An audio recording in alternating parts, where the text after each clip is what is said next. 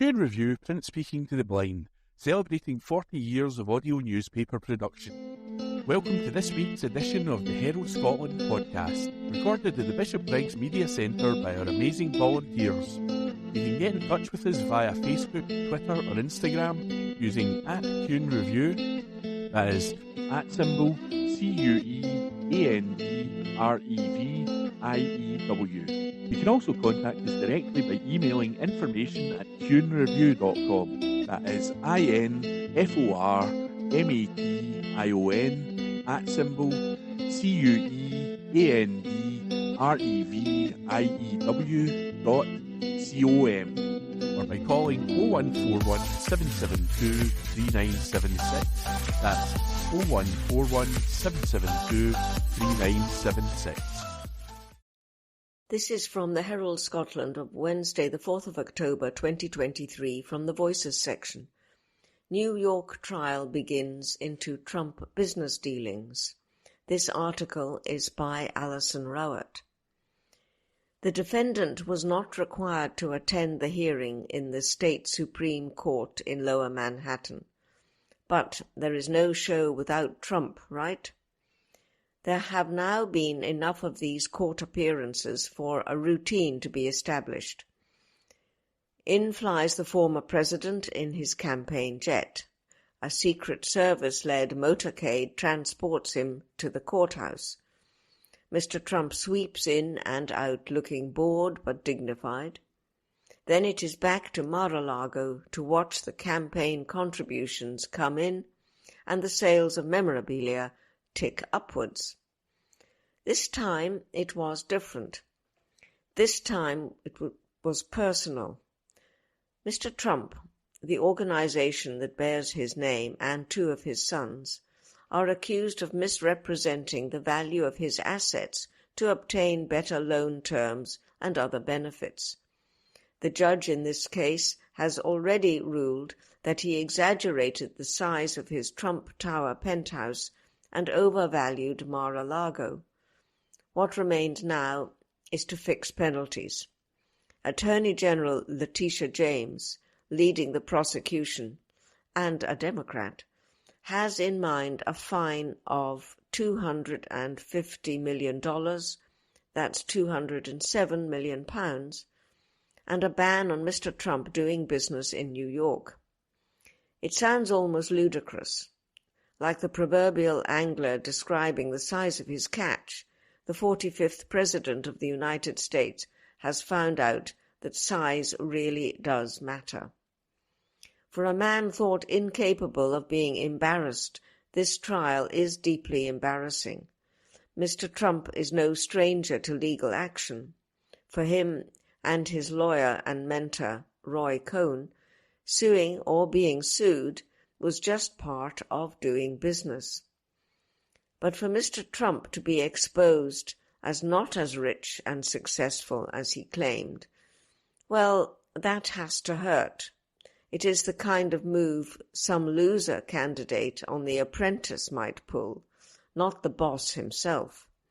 It leaves him open to the charge he hates, that he was only ever the son of a rich guy who gave him a start in business and not a self-made genius in his own right.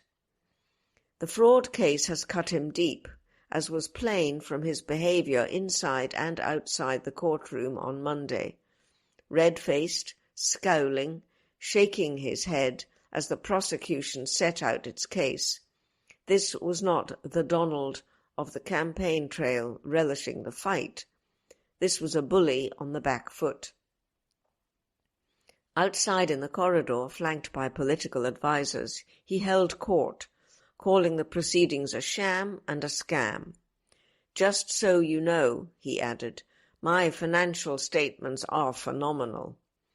That's material for the late-night shows, just writes itself.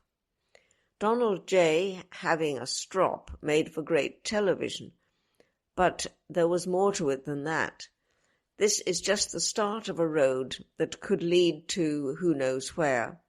The New York trial is expected to last 3 months. Mr. Trump then faces 4 trials on multiple charges in different states, plus another civil case in New York, all this while running for president. It is a crazy notion. The proceedings in New York show how even a relatively straightforward trial, one that is judge only, can take months to play out. The remaining jury trials with lists of witnesses will be more complex and take much longer. How is any of this possible? If convicted at any point, can Mr. Trump still run? If elected, can he govern? Helpfully, history provides some precedent in the form of one Eugene V. Debs. He ran for president 3 times, on the last occasion while he was a guest of the Atlanta Federal Penitentiary. Prisoner 9653 had been sent to jail for opposing U.S. involvement in the First World War. There was nothing in the Constitution to bar a convicted person from running, so he did. On Election Day 1920, it was only being a lifelong socialist that stopped Mr. Debs getting any further in his aims, though 915,000 people did vote for him. So Mr. Trump, should he be convicted, can stand. It is the next bits that are tricky, the campaigning bit and the being commander-in-chief bit. Various prosecutors have warned Mr. Trump about commenting on his case. As he showed in New York on Monday, he is willing to ignore any such advice. Yet, if he should be the Republican candidate, how can he not mention the proceedings against him? There are all kinds of theories and scenarios being suggested. Should you have a spare few hours, it is worth taking a trip down the rabbit hole just to see how bizarre the situation could become. The best bet is that the courts will have to decide, and we know how well that turned out in 2020. Erwin Chemerinsky, a professor in constitutional law at the University of California, Berkeley, told the New York Times, "We are so far removed from anything that's ever happened, it's just guessing." One of the known unknowns is how the American public will react to seeing a candidate or a president being put through trial after trial. The polls have Biden and Trump still neck and neck. One poll caused much cheer in the Trump camp by putting him 10 points ahead, but that was dismissed as an outlier. Republican voters are keeping the faith with Mr. Trump, despite his legal travails, or perhaps because of them. What if his view that he is the victim of a witch hunt by a Democrat-controlled justice system takes hold in the wider community? Where does American society go from there? While it is hard to see any Democrat feeling sorry for Mr. Trump and switching their vote, that is not the point here. Outside and inside America, subjecting a candidate to this number of trials in an election year looks unfair, and that is putting it mildly. Yet what is the alternative? Proceedings could be placed on hold until after the election, but that adds new, greater complications to the mix. A victorious Mr. Trump could, in theory, pardon himself, splitting America down the middle as he does. A second-term President Biden stepping in to forgive and forget? No chance. No wonder politicians favor impeachment, imperfect though it is.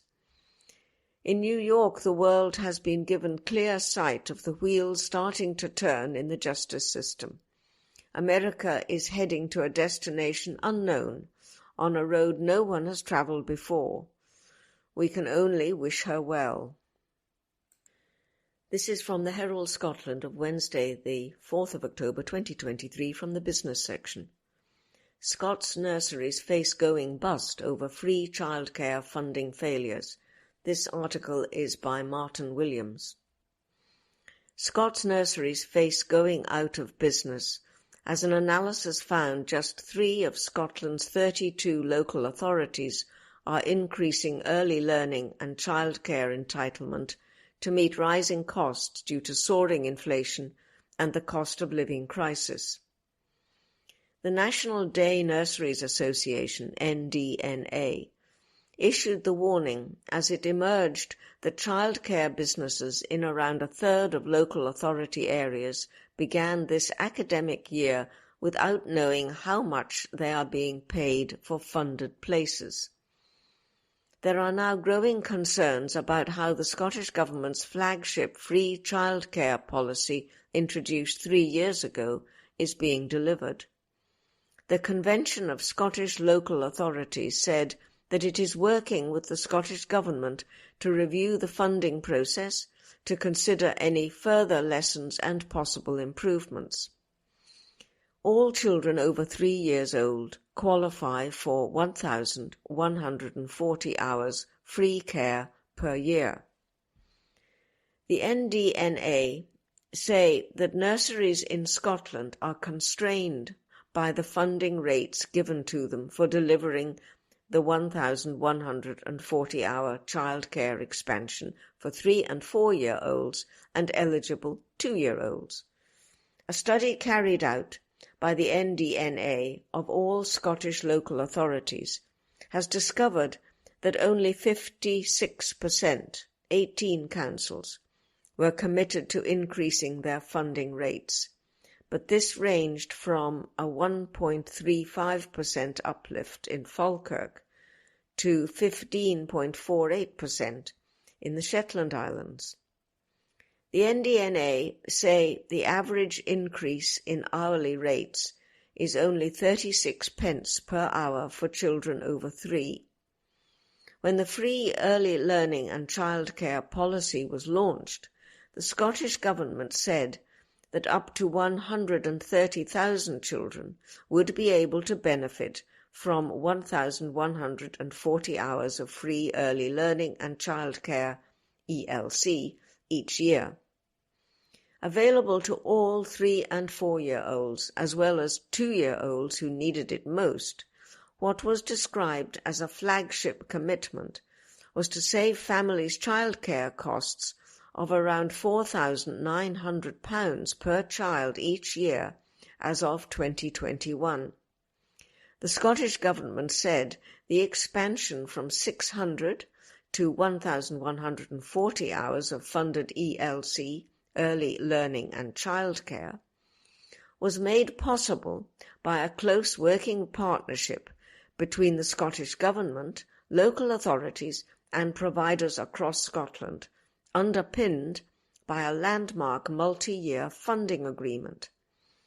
An Audit Scotland analysis has said the increased funded hours, a statutory duty of councils, has left the childcare sector fragile.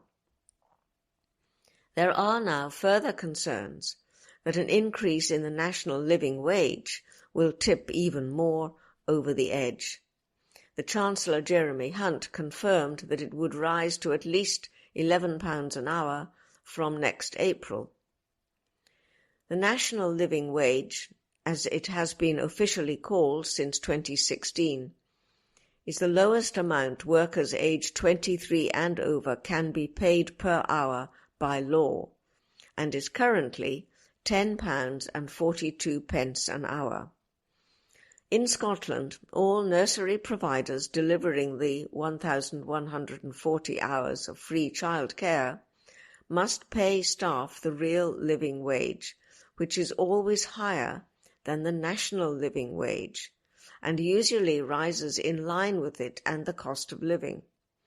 The NDNA study found that of the 32 local authorities, Midlothian Council did not respond, and 10 local council rates were still under review. These had included Glasgow, East Lothian and Renfrewshire.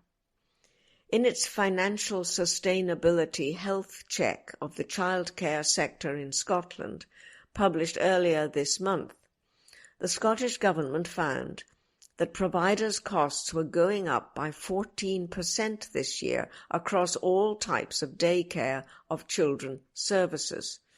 Only Fife, Shetland and Clackmannanshire councils committed to meet those extra costs.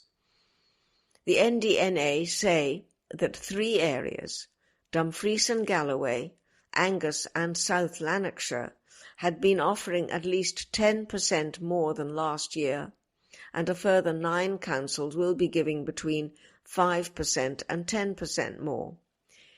They say that despite inflation still running at just below 7%, 5 local authorities were not increasing their funding rates for providers. These included Edinburgh City Council and West Lothian. They said that meant a real terms cut in funding for partner nurseries in these areas. Jonathan Broadbury, NDNA's Director of Policy and Communication, said, "Our members are telling us that they have serious concerns about their sustainability and their ability to continue delivering funded early learning and childcare places. Their biggest challenge is recruiting and retaining their staff.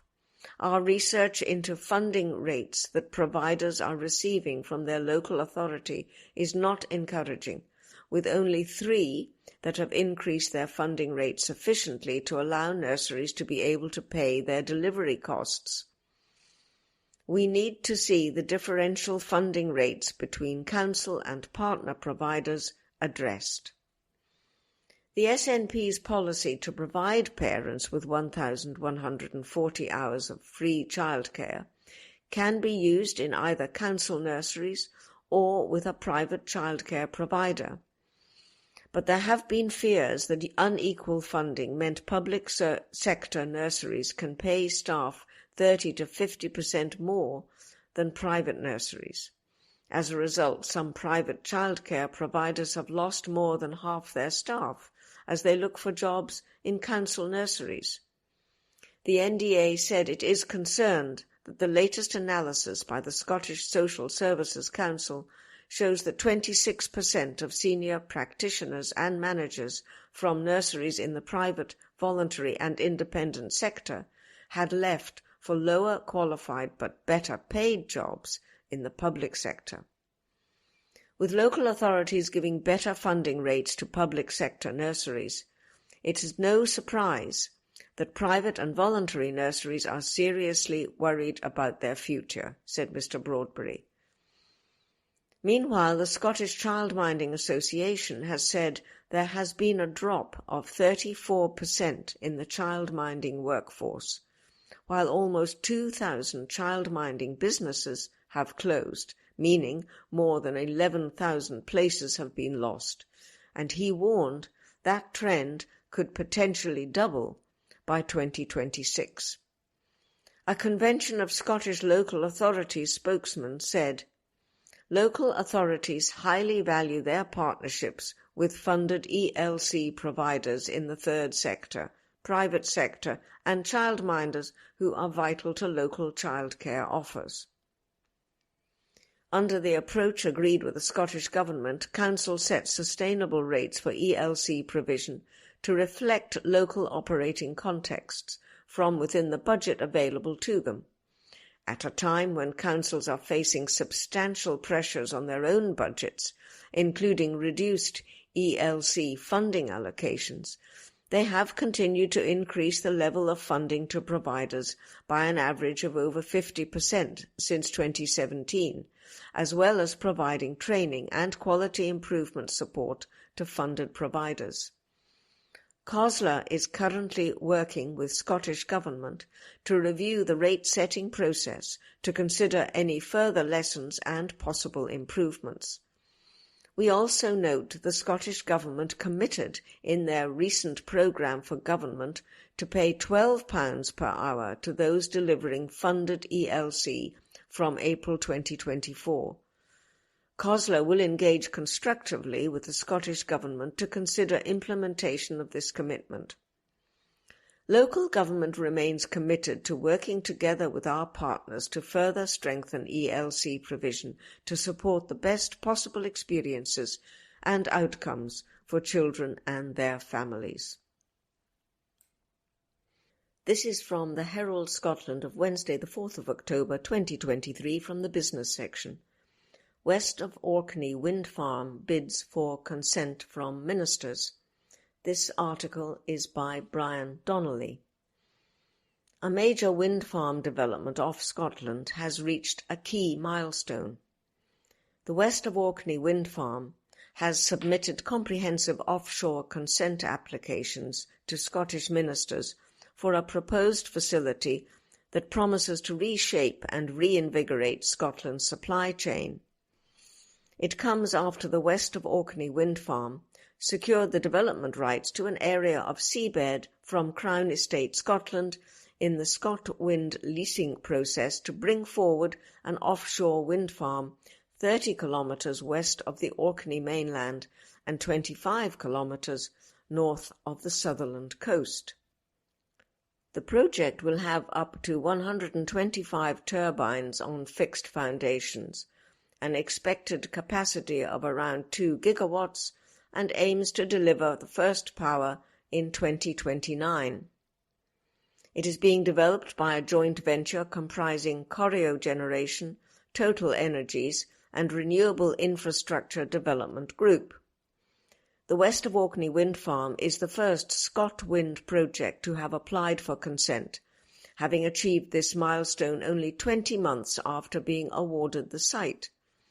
Jack Farnham, development manager, said, "Our vision is to develop a world-leading offshore wind farm that will spearhead the decarbonisation of the Scottish economy and play a pivotal role in fostering growth, empowerment and prosperity for local communities. Any project which intends to power around 2 million homes cannot be undertaken in isolation from the communities in which it will operate. Over the last 2 years, we've organised 33 public events reaching over 2,400 residents across Caithness, Sutherland and Orkney." He said the events served as a platform for the community to actively participate and engage with the project's design that resonates with local needs and aspirations. Mr. Farnham continued, "This application outlines our commitment to safeguard marine habitats, protect wildlife, and minimise any potential disturbances to the local ecosystem. It includes a biodiversity enhancement plan setting out how the West of Orkney wind farm will positively interact over the long term with the environment of the area in which we operate. Moreover, it highlights our proactive approach to engaging with local communities to foster sustainable development and create a positive legacy across generations." The submission includes applications for consent under the Electricity Act 1989 and marine licence applications under the Marine Scotland Act 2010. Accompanying consent applications is an extensive suite of assessments based on survey data collected over 2.5 years. The application's Environmental Impact Assessment report has been managed through the Zodus Group Stromness office and draws on the collective expertise and passion of 30 specialist subcontractors who have been instrumental in conducting extensive and thorough assessments of the environmental impact and proposing measures to avoid, reduce, monitor and manage potential challenges where necessary. Herald Scotland recorded on Wednesday, 4th of October 2023. Arts and Entertainments. Happy Mondays, Glasgow. Band to start touring City in March. By Jodie Harrison, reporter. Rock band The Happy Mondays have announced their first UK headline tour in 5 years and are set to perform 16 dates across England, Scotland and Wales in 2024. During the Been There Done That tour, the band will be joined by fellow 1990s music artists in Spiral Carpets and Stereo MCs. The tour will begin in Glasgow on March 14, with the band set to perform in Nottingham, Newcastle, Bristol, Manchester and Leeds amongst other cities. Other dates include a show at Troxy in London on April 6, Liverpool's Mountford Hall on April 13 and a show at the Brighton Dome on April 14 to finish off the tour. The hometown date at Manchester's O2 Victoria Warehouse will take place on April 4. Happy Mondays is comprised of frontman Sean Ryder, percussion master Mark Berry, better known as Bez, vocalist Rowetta, guitarist Mark Day, drummer Gary Whelan and keyboard player and guitarist Dan Broad. Ryder said, "We're really looking forward to the Happy Monday's first headline tour for 5 years. We'll be playing all the hits for everyone, so it's going to be a lot of fun. See you there." Bez said, "Can't wait to get on tour with Happy Mondays. Shake your maracas in the air like you just don't care." Rowetta added, "Me and my voice can't wait to sing all across the UK for a tour to remember." During the tour, the group will perform some of their classic hits, including 24-Hour Party People, Step On, Hallelujah, Loose Fit, and Judge Fudge. There will also be shows taking place in Northampton, Birmingham, Bournemouth, Southend, Cardiff, Cambridge and Sheffield. Happy Mondays signed to Tony Wilson's Factory Records in the late 1980s and blended their love of funk, rock, psychedelia and house with sounds from the UK's emerging rave scene. In 2016, the band won the Ivor Novello Inspiration Award, and in recent years, members Ryder and Bez have been spotted in episodes of Channel 4's Celebrity Gogglebox. Tickets for the Happy Mondays Been There Done That tour will go on sale at 10 a.m. on Friday, October 6, available from the Happy Mondays website. By Jodie Harrison. Herald Scotland, recorded on Thursday, 5th of October 2023. Arts and Entertainments. The Sleepless Liam Bell Book Review by Alistair Mabbitt. The Sleepless Liam Bell, Fly on the Wall, £10.99. Liam Bell can write an arresting opening. In The Sleepless, his fourth novel, the curtain rises on a gathering of members of a cult dedicated to banishing sleep from their lives, or at least restricting it to the bare minimum, so that they can make the most of their time on Earth and liberate themselves from the global sedation imposed on them by society. Their leader, Swami Ravi, has summoned them to witness the new method he has devised for releasing toxins from the brain, which involves plunging an electric drill into a volunteer's forehead. It's predictably messy and fatal, but Ravi is not deterred. They'll find a second willing subject and try again. Grafton, he never uses his first name anymore, lost his wife Liz to the Sleepless cult several years earlier.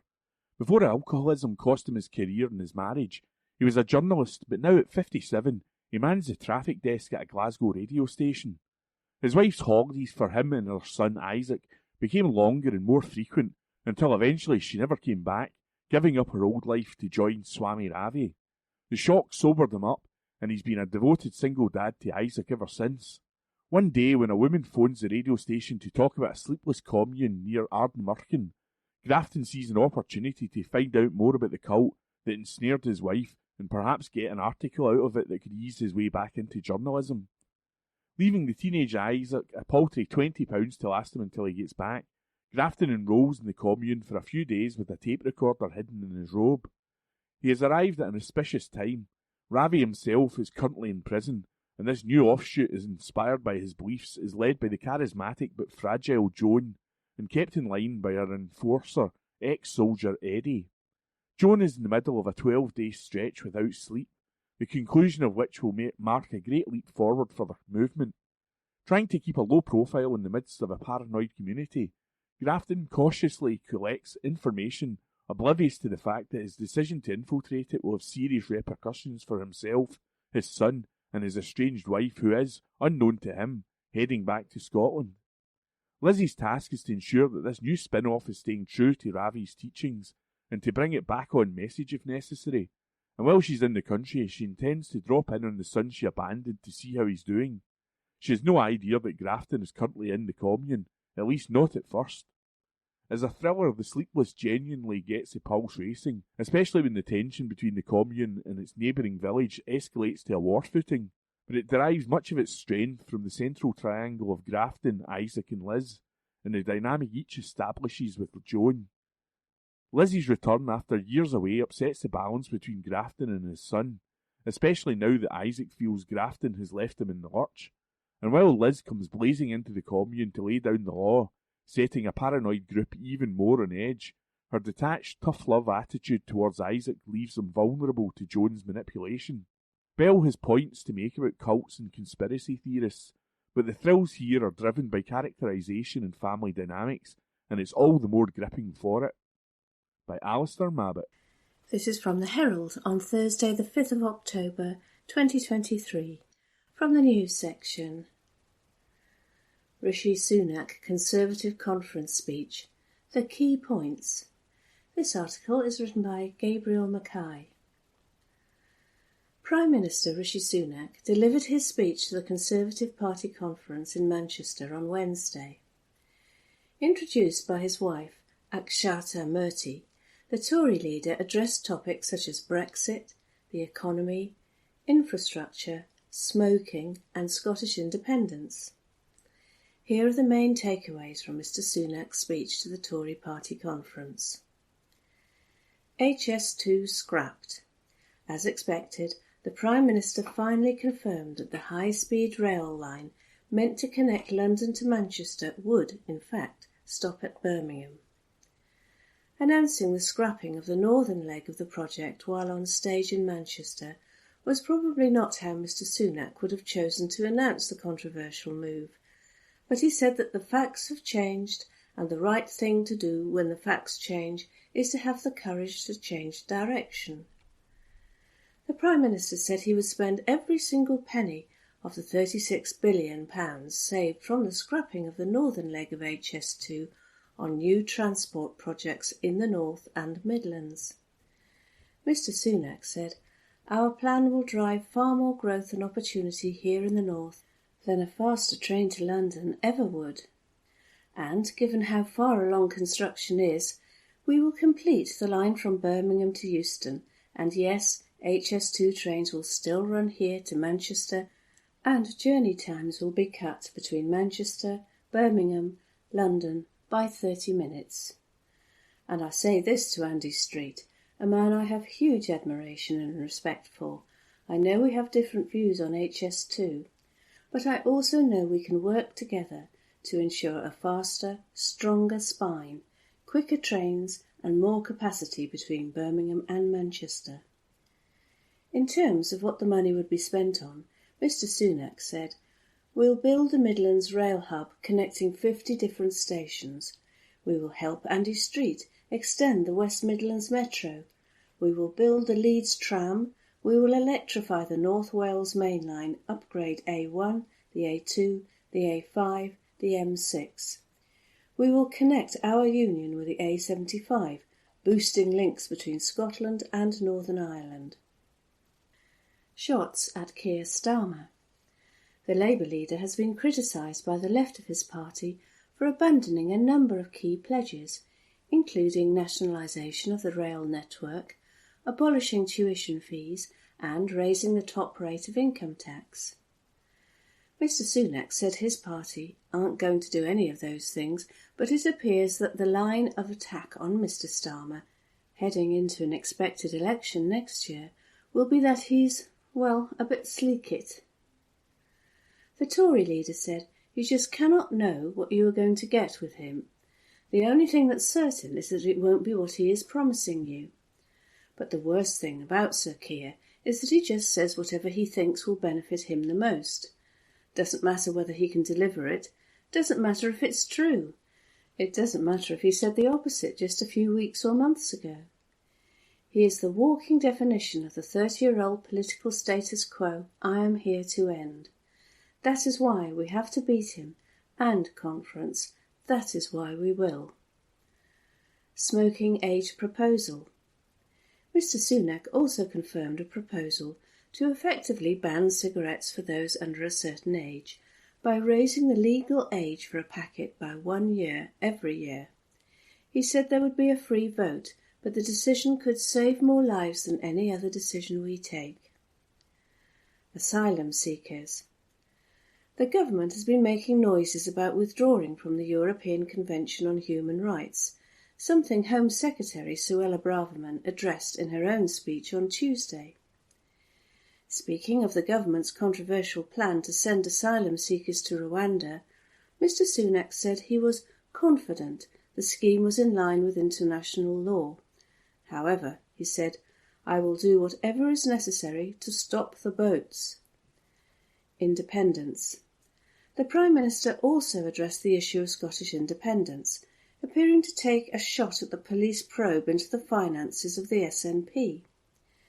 Echoing Michael Gove's speech on Tuesday, Mr Sunak said, "The forces of separation are in retreat across our country."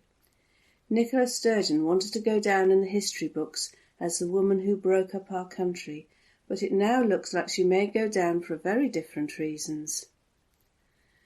That article was written by Gabriel Mackay.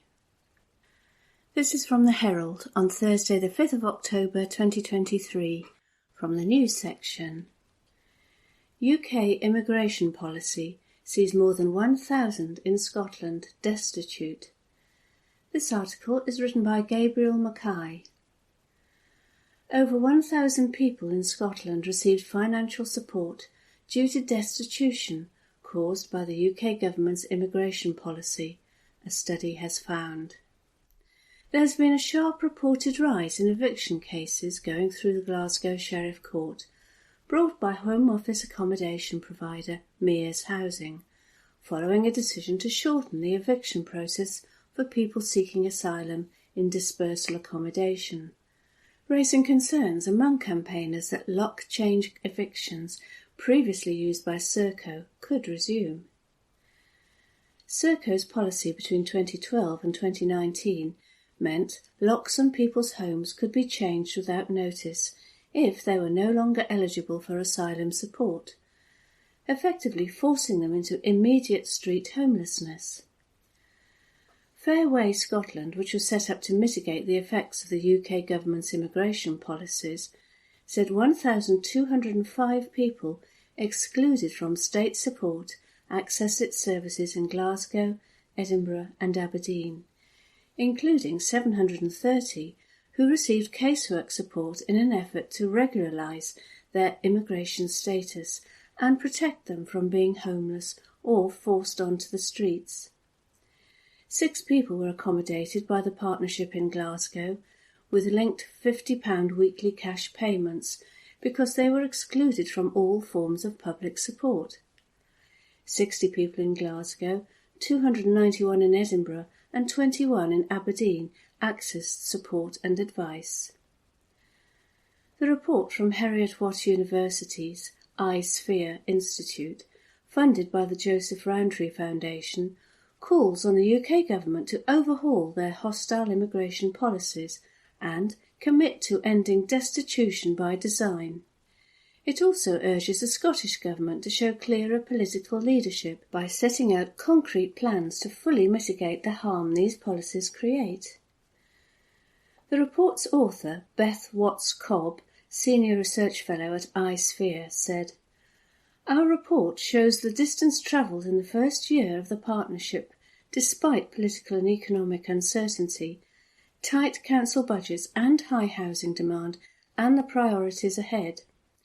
Intolerance of rough sleeping and destitution is a marker of a civilised society.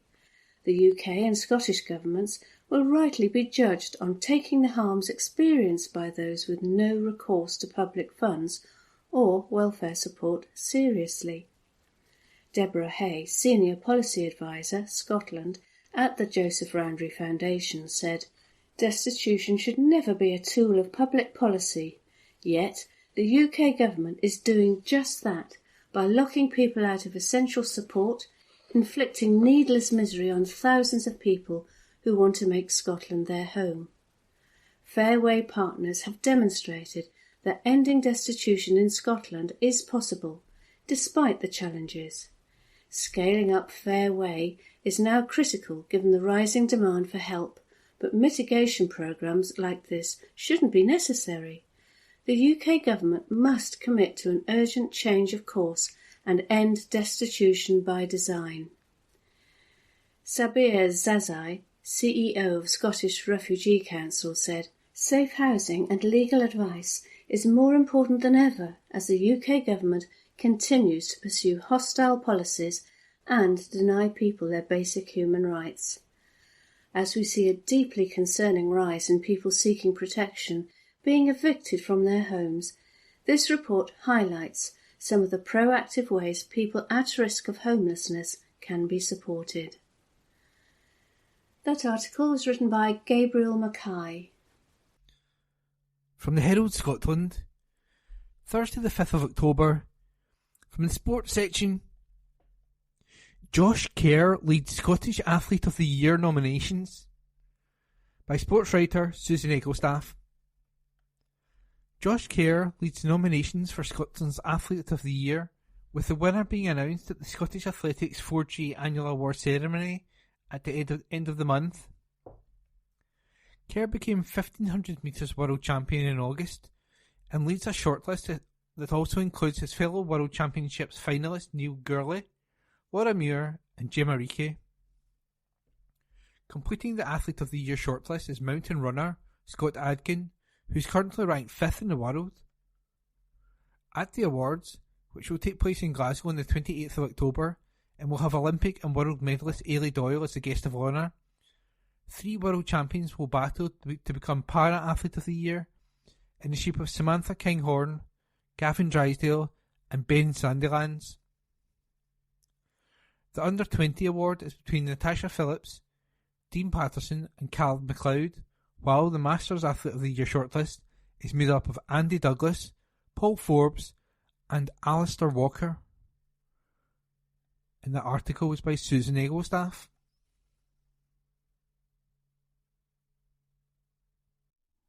This is from the Herald Scotland on Friday the 6th of October 2023. From the news section. Rishi Sunak. Police Scotland taking no action over Sturgeon comments. Report by Jodie Harrison. Police Scotland have said no action is being taken against the Prime Minister after the Alba Party complained about a comment he made about Nicola Sturgeon. The party, led by Alex Salmond, made a complaint against Rishi Sunak, who poked fun at the former First Minister after she was arrested and questioned as part of Police Scotland's investigation into her party finances, dubbed Operation Branchform. Ms Sturgeon was released without charge following her arrest in June. Chris McElney, General Secretary of the Alba Party, reported Mr Sunak to the force for contempt of court allegations on Wednesday. The Conservative leader, who was addressing his party's conference in Manchester, made the comments as he claimed the union between Scotland and the rest of the UK was the strongest it has been in a quarter of a century, with the Prime Minister adding that the forces of separatism are in retreat. Mr McElhenney said that Operation Branchform should be free to pursue its investigation fearlessly, without interference from Rishi Sunak, adding as a result he was formally complaining about the offence of contempt of court, requesting a police investigation. The Alba General Secretary stated, "The Prime Minister is commenting on and making an assumption about a live Police Scotland investigation. In Scotland, contempt applies from arrest, not from charging. Operation Branchform is investigating serious matters of the utmost importance in Scotland and trust in politics. It is too important a matter to allow interference from the Prime Minister in this act of contempt when many people await the facts of Police Scotland's investigation." However, Police Scotland confirmed on Thursday they would be taking no action against the Prime Minister for the comments. A Police Scotland spokesperson said, "We have received a complaint and, following consultation with the Crown Office and Procurator Fiscal Service, no police action is being taken at this time." That report was by Jodie Harrison. From the Herald Scotland, Saturday the 7th of October, from the news section. Israel at war amid large-scale rocket and ground attack from Gaza. Report by Jodie Harrison. Prime Minister Benjamin Netanyahu has told Israel that it is at war with Hamas militants that rule the Gaza Strip. Mr Netanyahu's comments in a televised address mark his first since the Gaza Strip's Hamas rulers launched a major, multi-front attack on Israel at daybreak on Saturday. At least 22 Israelis have been killed as fighting broke out this morning. Dozens of gunmen from the Islamic militant group Hamas have infiltrated southern Israel in a surprise attack. The attack comes as thousands of rockets were launched into Israel from Gaza, according to a Hamas leader, Mohammed Diaf. "We've decided to say enough is enough," he said. The Israeli Prime Minister ordered a call-up of reservists and promised that Hamas would pay a price that it hasn't known until now. We are at war, Mr. Netanyahu said. Not an operation, not a round, but at war. The Prime Minister also ordered the military to clear the infiltrated towns of Hamas militants that remained locked in gunfights with Israeli soldiers. Hamas fired thousands of rockets at Israel on Saturday and sent dozens of fighters across the country's heavily fortified border, a massive show of force that caught Israel off guard on a major holiday.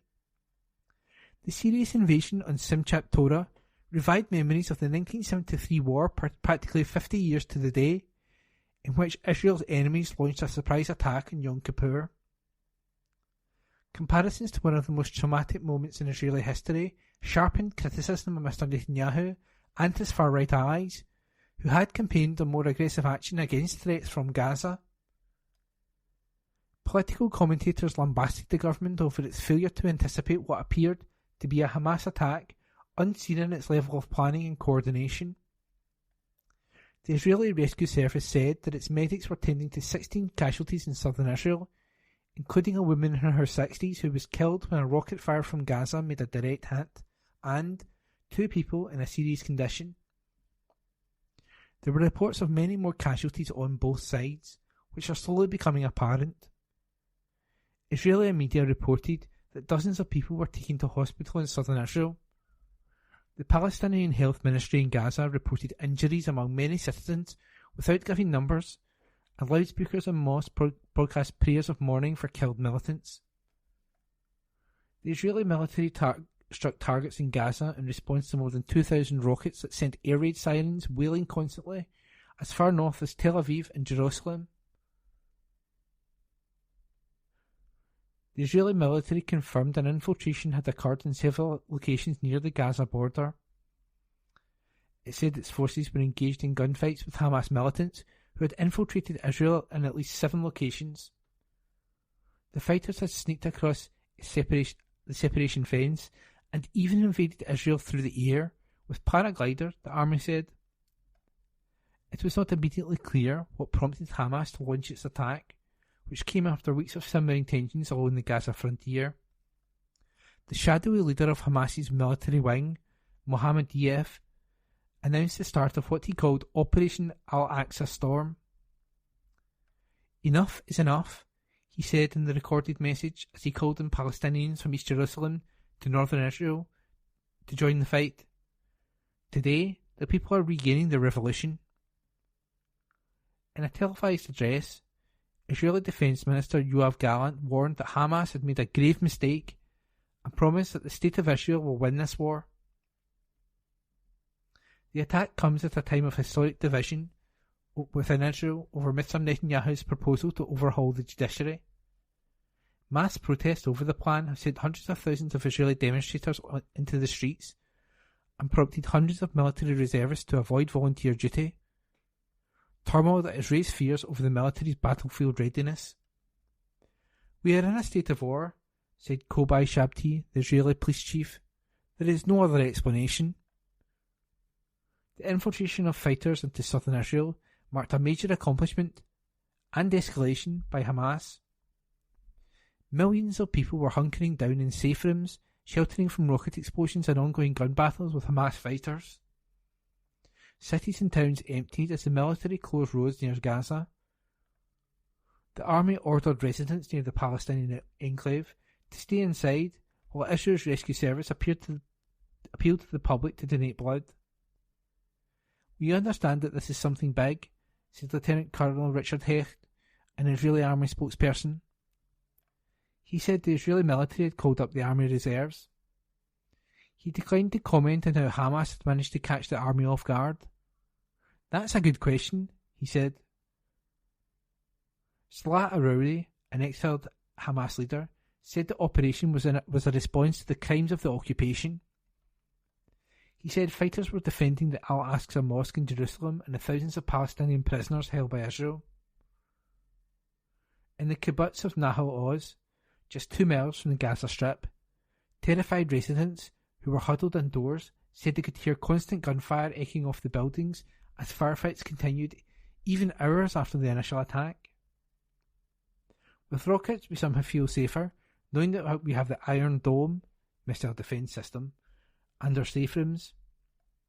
But knowing that terrorists are walking around communities is a different kind of fear, said Mirjam Rajan, a 42-year-old volunteer firefighter and mother of 3 in Nahal. Israel has built a massive fence along the Gaza border, meant to prevent infiltrations. It goes deep underground and is equipped with cameras, high-tech sensors and sensitive listening technology. The escalation comes after weeks of heightened tensions along Israel's volatile border with Gaza and heavy fighting in the Israeli-occupied West Bank. It also comes at a delicate time for Mr. Netanyahu's far-right government. The divisions within army ranks have threatened to undermine Mr. Netanyahu's reputation as a security expert who would do anything to protect Israel, and the cohesion of an institution crucial to the stability of a country locked in low-intensity conflicts on multiple fronts, and facing threats from Lebanon's Hezbollah militant group. Hezbollah congratulated Hamas, praising the attack as a response to Israeli crimes and saying the militants had divine backing. The group said its command in Lebanon was in contact with Hamas about the operation. Israel has maintained a blockade over Gaza since Hamas seized control of the territory in 2007. The bitter enemies have fought 4 wars since then. There have also been numerous rounds of smaller fighting between Israel and Hamas and other smaller militant groups based in Gaza. The blockade, which restricts the movement of people and goods in and out of Gaza, has devastated the territory's economy. Israel says the blockade is needed to keep militant groups from building up their arsenals. The Palestinians say the closure amounts to collective punishment. The rocket fire comes during a period of heavy fighting in the West Bank, where nearly 200 Palestinians have been killed in Israeli military raids this year. In the volatile northern West Bank, scores of militants and residents poured onto the streets in celebration at the news of the rocket barrages. Israel says the raids are aimed at militants, but stone-throwing protesters and people not involved in the violence have also been killed. Palestinian attacks on Israeli targets have killed more than 30 people. The tensions have also spread to Gaza, where Hamas-linked activists held violent demonstrations along the Israeli border in recent weeks. Those demonstrations were halted in late September after international mediation. And that report was by Jodie Harrison. From the Herald Scotland, Saturday the 7th of October, from the news section, updated, Scotland weather, flood danger to life warning issued by SEPA. Report by Jodie Harrison.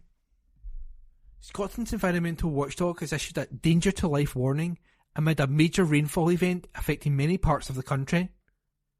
The Scottish Environment Protection Agency, SEPA, has issued more than 50 flood alerts and flood warnings, the more serious category, with relentless rain predicted over the Southern Highlands and Western Central Belt. People have been advised to take precautions and not expect a normal wet autumn day, and to check SEPA's flood updates regularly. As of 1 p.m, 17 flood alerts have been put in place across much of Scotland, including Edinburgh, Aberdeen, Argyll and Bute, Fife and the Borders. Almost 50 flood warnings, which apply more locally, have been issued, including for Queen's Drive, Newmill Road and Samson Avenue in Kilmarnock, Bridge of Allen, Aberfoyle and Cramond. People concerned about rising water are urged to check the SEPA website for the latest advice. The heavy rain has sparked huge disruption across Scotland's rail network, with stations flooded and lines closed across the country. Police Scotland has also advised against travel in Argyll and Bute due to the weather, which has caused landslips on the A83 between Lochgilphead and Tarbert. The Met Office has issued an amber weather warning for a large part of central Scotland, while a yellow weather warning covers most of the country. Ruth Ellis, Flood Duty Manager for the Scottish Environmental Protection Agency, SEPA, said, "A major rainfall event is expected to bring significant prolonged heavy rain throughout Saturday over the Southern Highlands and Western Central Belt, with more heavy rain in the north on Sunday. As a result, we are likely to see extensive river and surface water flooding impacts across those areas. danger to life, widespread property flooding, flooding of roads and disruption of infrastructure is possible.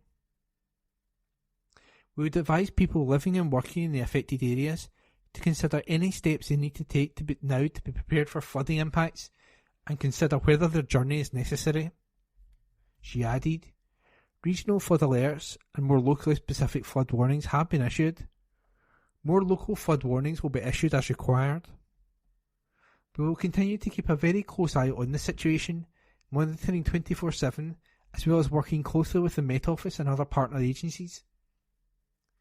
We would strongly advise people to sign up to Floodline to receive free updates for where they live or travel through directly to their phone.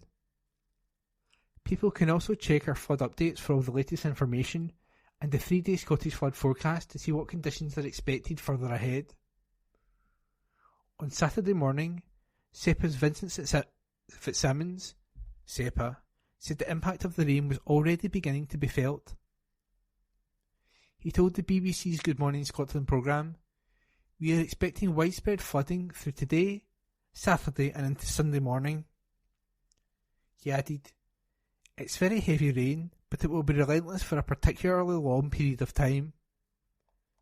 This is not just a normal wet autumn day. We are concerned about the possibility of significant flooding. There is that amber area. It goes from the western half of the Central Belt up through into the Highlands.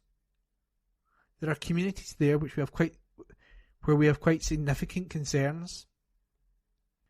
In an article written by Jodie Harrison.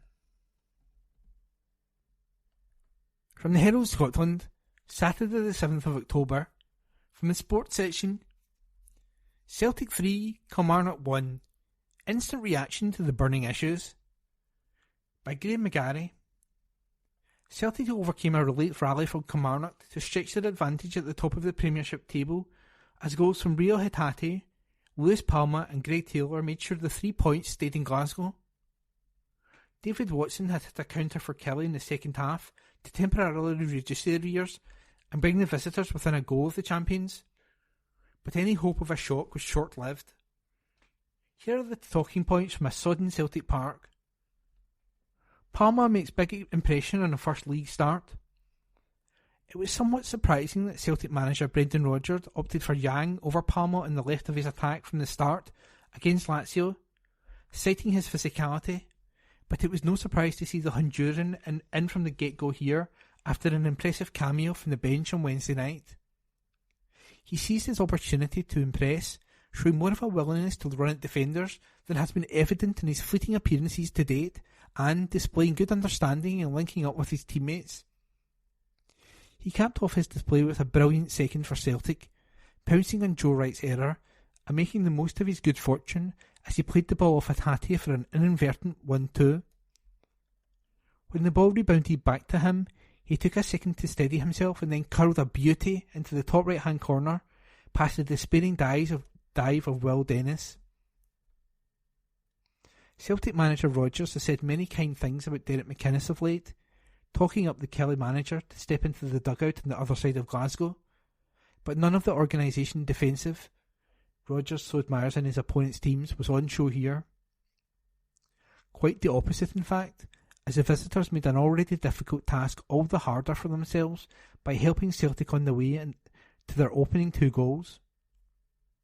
Due credit has to go to Hatate for the first, mind you, with the midfielder showing brilliant feet to drag the ball away from Watson and send him for a hot dog. He drove towards the box and couldn't quite believe his luck as the Kelly defender simply stepped out of his way.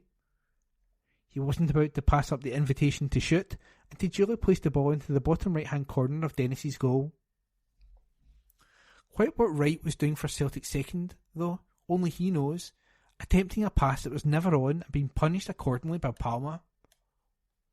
Celtic's third goal to quell Kelly's late fight back was poor from their perspective too, as Taylor tapped home in acres of space from a simple Daisa Mieda flick from a corner. The refereeing team upset both camps with a couple of decisions, with Kelly annoyed about a possible offside for Celtic's second goal, and the hosts perturbed when they overturned a penalty awarded for an apparent foul by Watson on Hatate. As for the first call, Kelly may have had justifiable cause for complaint. When Palmer plays the ball forward to Hatate, the midfielder thus appears to be leaning offside. The goal was checked by VAR team David Dickinson and John McCrossan, but after a short delay it was awarded, much to the surprise and frustration of McInnes in the Kelly dugout. In fairness to referee Matthew McDermott and the VAR team, it looked to be the correct call to overturn his on-field decision when it came to the spot kick, which looked soft in first viewing. On closer inspection, it seemed to be Hatate who initiated the contact, and Kelly almost made the most of their lifeline. Kelly has really struggled to make any sort of impression on the game in the opening 45 minutes, and, at 2-0 at the interval, it appeared simply a case of how many Celtic would go on to win by. Indeed, they had a couple of let-offs early in the second half too, as both Hatate and Kyogo Furuhashi went close, but they hung in there and eventually made something of a fist clawing their way back into the game. A tweak to their system allowed the hitherto isolated Kyle Vassell to link up with substitute Liam Polworth, who slipped the ball through to the tireless Watson as he was marauding into the Celtic box. The youngster kept his cool to slip the ball under Joe Hart, and suddenly it was briefly game on. But Celtic soon overcame that wobble, as Kelly conspired to shoot themselves in the foot once more. It seems a little unfair on Taylor to call him a left back, seeing as he was only nominally playing the position.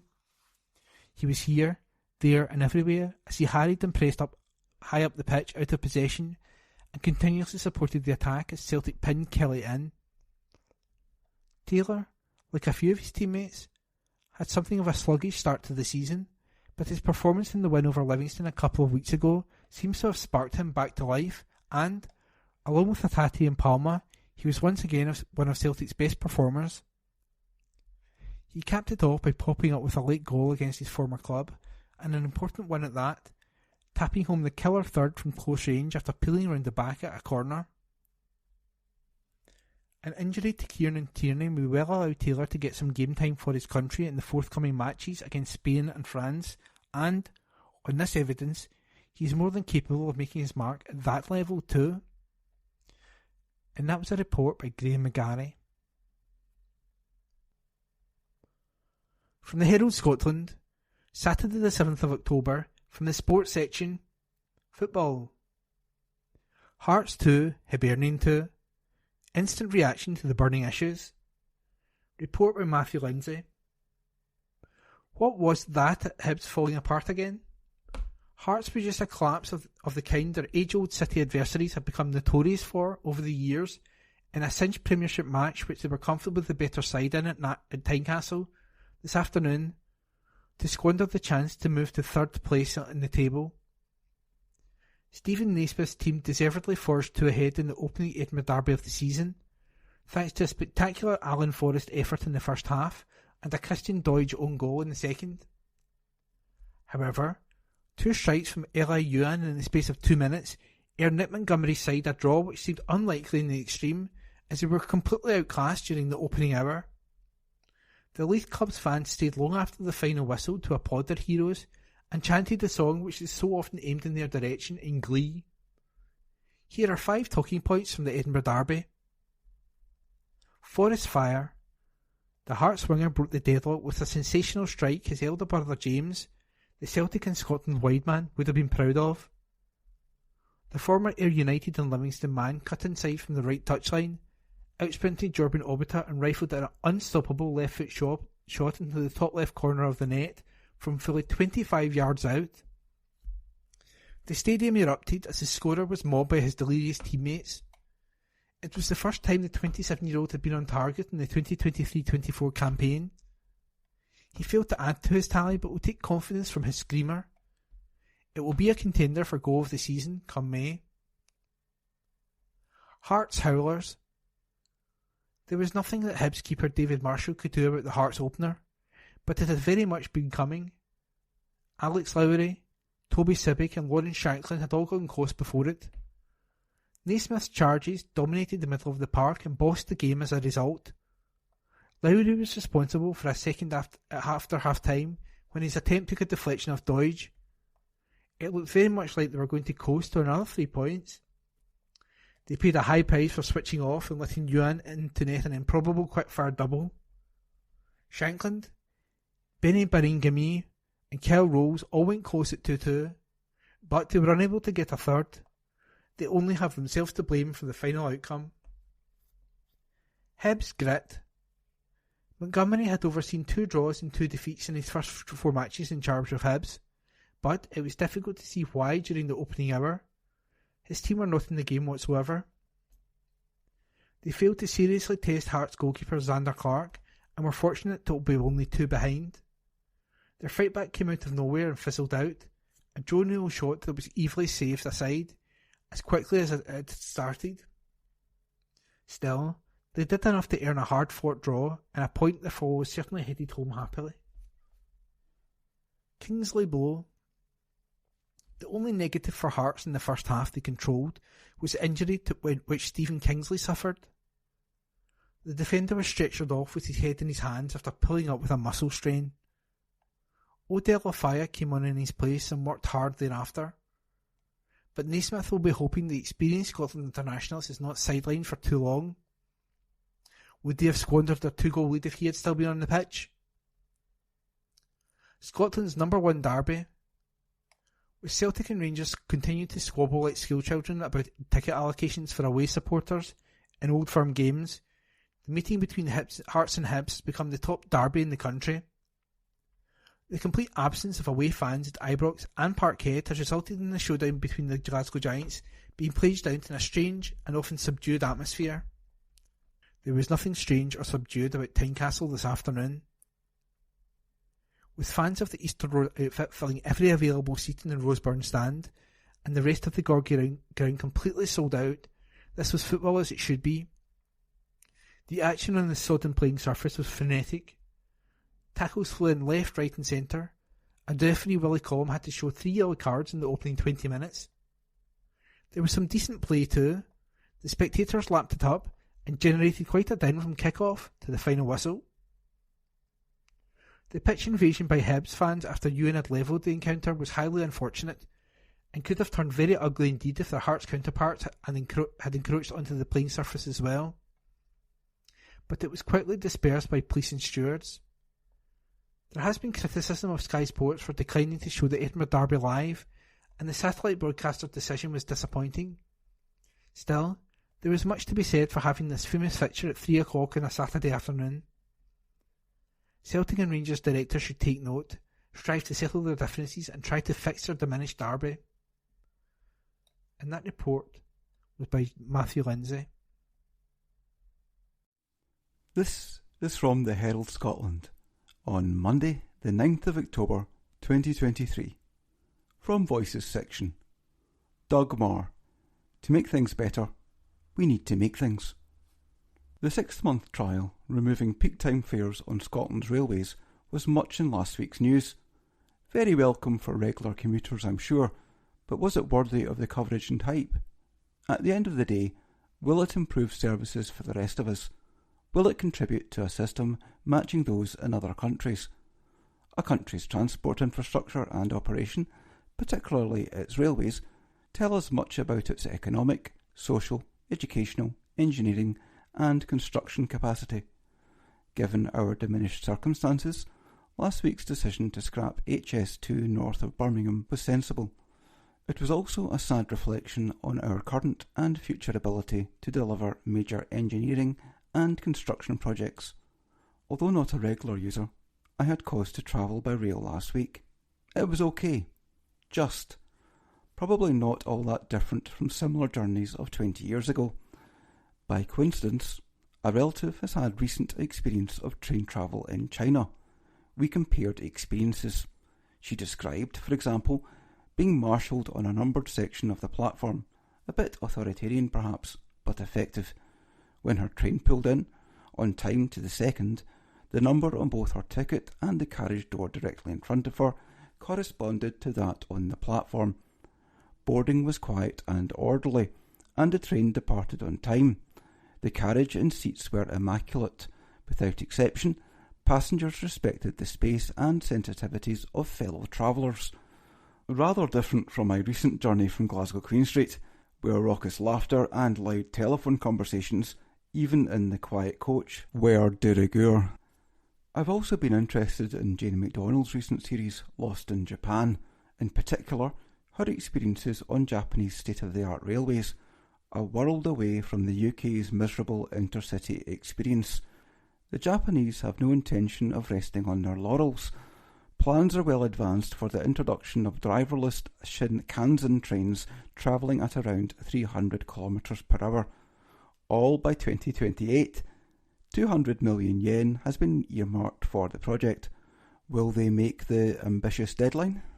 Would they have successfully completed HS2? Of course they would, though it's probably a tad early for ASLIV to be losing sleep over driver job losses on ScotRail. The unsatisfactory state of our railways is due to many factors, principally a chronic shortage of design, technological and construction capacity. Like so many other things, those failings can be traced directly back to 1980s government policies and actions. Present-day technological and construction enfeeblement arose from past and present failures of vision, planning and funding. From the 80s onwards, we were no longer to make and build things. The future was spivs and sharp suits bawling down phones. In that brave new world, scientists, engineers and builders were far less worthy than bankers and hedge fund managers, their relative value measured in much poorer remuneration. Economic sclerosis was inevitable. The old saying, use them or lose them, is demonstrably true when it comes to manufacturing and construction skills. How did one of the world's great shipbuilding nations lose the will and skills to build 2 small ferries? Can those skills possibly be recaptured and relearned? I scanned the Prime Minister's speech for any recognition that lost skills were even a factor in the failure to deliver HS2 in full. There was no reference to a national strategy to redress the balance. I haven't analysed the professional experience of cabinet members, but I would bet the house on very few having a background in engineering and construction. They're not big on those things at Eton and Oxbridge. Without being disrespectful of the service sector's contribution to the economy, it can never drive what is required. For the UK to regain international credibility, it must demonstrate it can deliver major projects such as HS2. That requires major reprioritisation and mobilisation of education, training and the wider economy. If we are serious about the nuts and bolts of the economy and making things better, we need to relearn how to make things. That report was by Doug Marr. This is from the Herald Scotland on Monday, the 9th of October 2023. From Voices section. Scotland Census reveals population shifts. Report by Graham Roy, Professor of Economics. Last month, early results from the 2022 Scottish Census were published, providing the first insights into how our country has changed over the last decade. As has been well documented, this current census ran into some trouble. Unlike their counterparts in England and Wales, the Scottish compilers, the National Records of Scotland, recommended to ministers that the census date was delayed from 2021 to 2022 as a result of COVID-19. However, in the end, the Scottish response rate of 90% turned out to be significantly lower than that in England and Wales. A high response rate improves the accuracy of the overall census, but it is particularly important for the level of confidence it gives us in the data at a more refined level, whether that be for small groups in society, local areas or minority communities. Fortunately, statisticians can draw upon modern techniques and administrative data to help improve accuracy, particularly for groups who may be difficult to reach through traditional surveys. For the headline results, we can therefore be confident in the picture that is painted of Scotland's population. And that picture is one of significant change in the structure of our population. Scotland's population continues to grow, but at a slower rate than in England and Wales. Many more of us are living alone. On average, our population is ageing too. Back in 1971, there were around double the number of children aged under 15 as there were people aged 65 and over. In 2022, there are around 250,000 more people aged 65 plus than those aged under 15. The location of our population is changing as well. A key trend, evident in the early 2000s but accelerating in the 2010s, has been a relative shift in balance toward the east of the country.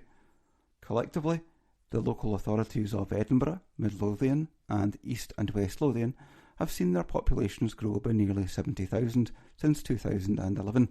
To put that in context, that is more than the entire population of Clackmannanshire, or around 90% of the population of Inverglyde. Others have seen their population decline. Moreover, compared to a Scottish average of 20% in Argyll and Bute, Dumfries and Galloway, and the Western Isles, around 27% of the population is now aged 65 plus.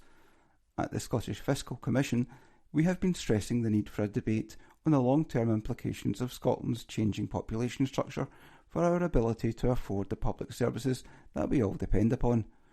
The census confirms how pressing this issue has become.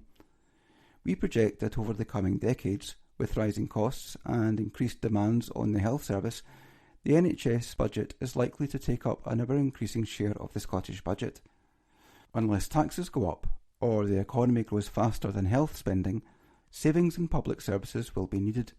Of course, the fact that many of us are living longer is one of the great successes of the 20th and early 21st centuries. We need to remember too that demographic pressures are not unique to Scotland, but managing them is our responsibility and comes with a fiscal cost. Just over 10 years ago, both the Christie Commission, chaired by former SDUC leader Campbell Christie, and the Independent Budget Review, chaired by former CEO of Scottish Enterprise Crawford Beveridge, warned us of the fiscal pressures from an ageing population. Christie implored Scotland's political leaders to focus upon, amongst other principles, a shift to prevention and a bearing down on inefficiencies and a lack of integration in service provision. The census confirms that the structure of our population is changing, and that the pace of this change is likely to accelerate in the years to come. Are our public services ready to change too?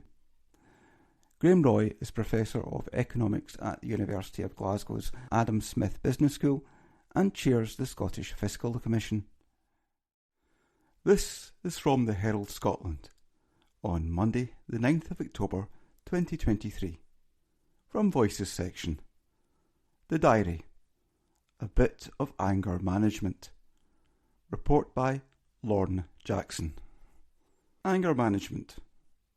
The other evening, Josh Addison from East Kilbride was in the kitchen chatting with his wife June, who mentioned that earlier in the day she had met up with a close friend who was now, alas, her formerly close friend. The two women had somehow become embroiled in a fierce argument, leading June's pal to stomp out the restaurant. Josh was entirely sympathetic, yet, while making the obligatory consoling noises to his wife, he couldn't help musing to himself about her choice of words. For June described her friend as having stormed off in high dudgeon. Says an intrigued Josh, "I'm now curious to know if anyone, slightly less aggrieved, has stormed out of a restaurant in low dudgeon, or maybe even moderately middling dudgeon. Human or hound?" Movie buff David Donaldson was reading about an American film currently in development. The script includes a dog called Bark Twain, which sounds suspiciously like that bloke who wrote Tom Sawyer and Huckleberry Finn. "Which makes me wonder," said David, "what other famous people from all walks of life could be similarly dogified. For starters, he suggests a presidential pooch who goes by the name of Bark Obama. Catastrophe. The Breakdown Blues. Despairing reader Tom Harvey gets in touch to tell us, "My car broke down on the motorway, which almost reduced me to tears. Thankfully, there's a glimmer of hope to conclude this tale of woe. At least I had a hard shoulder to cry on," says Tom. Class warrior. Retired English teacher Beth Anderson was once confronted by an aggrieved pupil who found it exceedingly difficult to understand why he was trapped in a classroom and forced to endure lessons in such a useless subject. The young scholar expressed his dissatisfaction thus: "How come you have to teach us English, miss? I've been speaking the lingo for pure yonks." Watery woes. A diary yarn about methods of transport reminds reader Don Marshall of an occasion in the pub when he boasted to a bunch of pals about a summer jaunt to foreign climes, where he achieved a long-held ambition to swim with dolphins. One of his pals, not looking especially impressed, merely said, "Dolphins swim all the time. I'd be more impressed if he'd been in a tandem with one of them." Scary scran. Time for some seasonal silliness. What do you get if you divide the circumference of a jack-o'-lantern by its diameter? Asks Halloween fan Mark Payne. Almost inevitably, the answer is pumpkin pie. That report was by Lorne Jackson. The Herald on the 10th of October and the news section. Ultra-fast broadband BT Openreach, Scotland's top location, by Ian McConnell. Openreach has revealed the 20 locations in Scotland with its best ultra-fast broadband coverage, with London links in 5 topping the table. Publishing the list, Openreach noted that more than 1 million homes and businesses can now access ultra-fast full fibre broadband on the company's Scottish digital network. Openreach, a wholly owned subsidiary of BT Group, added, "While cities are often perceived to have the best coverage, small towns dominate Openreach's list of hotspots with the highest level of fibre. London Links 5 has the highest coverage in the whole of Scotland, with more than 9 out of 10 properties able to upgrade to ultra-fast broadband. Tranent, on the other side of the Forth, is a fraction behind, and the West Lothian village of Fauldhouse is third. Ardrossan on the North Ayrshire coast, Avonmore and Highland, and Findhorn in Moray all make the top 20. In Glasgow, the bill has now passed 125,000 properties, while in Aberdeen, engineers have reused the city's old cable TV network from the 1980s to speed up the rollout. Ardrossan is in 14th position, Avonmore is in 18th place, and Findhorn is in the 19th spot. Openreach noticed it's also working with the Scottish and UK governments through the Reaching 100% R100 programme and voucher schemes to take fibre to Scotland's most rural areas and hardest to reach properties. It added that upgrades are ongoing from the shores of Loch Leven to islanded communities such as Lismore and Jura, with R100 build due to start in places such as Pipcaple in Aberdeenshire, Hillside in Angus, Ballachulish and Cromarty in Highland, and Bursay in Orkney soon. Scottish Government Innovation Minister Richard Lochhead said this is an important milestone in the drive to ensure more homes and businesses across Scotland benefit from full fibre broadband, improving vital connectivity. We are working with Openreach to roll out future-proofed digital infrastructure to our rural towns and villages, and this Reaching 100% build, alongside Openreach's commercial network, will underpin economic growth and enhance communities across Scotland for decades to come. And that was by Ian McConnell. The Herald on the 10th of October and the news section. Numbers waiting more than half a day in Scottish A&E, worst since May, by Tom Gordon. The number of patients waiting too long in Scotland's A&E units has hit a 7-week high, with the number enduring the most extreme waits, the biggest since mid-May. Figures from Public Health Scotland showed more than a third of people attending a casualty ward last week waited more than the official 4-hour target. In the week ending October 1, only 66.1% of patients were seen on time, down from 66.3% the week before and 67.4% the week before that. It was the worst Scotland-wide percentage figure since the week ending August 13. Opposition parties demanded SNPL Secretary Michael Matheson get a grip of the problem, especially with waits expected to get even worse in winter.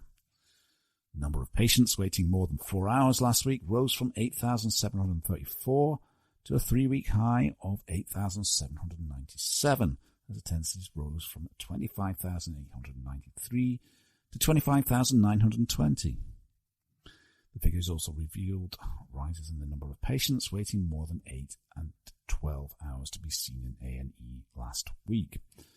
The number of waiting more than 8 hours rose from 2,792 to another 3-week high of 2,870, or 11.1% of all patients. However, the number waiting more than half a day jumped from 969 to 1,142, or 4.4% of all patients, the highest number since the 1,191 seen in the week ended May 14. The target is for 95% of patients to be admitted, transferred, or discharged within 4 hours. It has not been met nationally since July 2020.